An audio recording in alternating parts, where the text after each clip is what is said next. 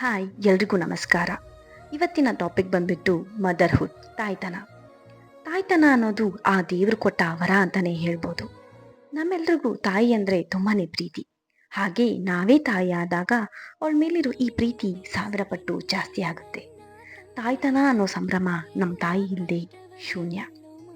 ಕೆಲವೊಂದ್ಸರಿ ಅನ್ಸುತ್ತೆ, ತಾಯಿ ಇಲ್ಲದೆ ಇರೋ ಹೆಣ್ಮಕ್ಳು ಎಷ್ಟು ಕಷ್ಟಪಟ್ಟಿರ್ತಾರೋ ಏನೋ ಅಂತ.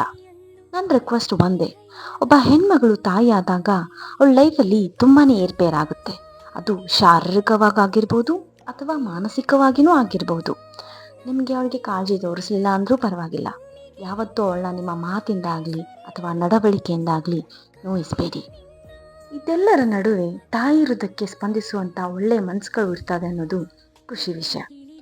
ನನ್ನ ಮದರ್ಹುಡ್ ಜರ್ನಿನ ಈಸಿ ಆಗಿಸಿದಂತಹ ನನ್ನ ತಾಯಿ ಮನೆಯವರಿಗೆ ಹಾಗೂ ಅತ್ತೆ ಮನೆಯವರಿಗೆ ಮನಸ್ಫೂರ್ತಿಯಾಗಿ ಧನ್ಯವಾದಗಳು.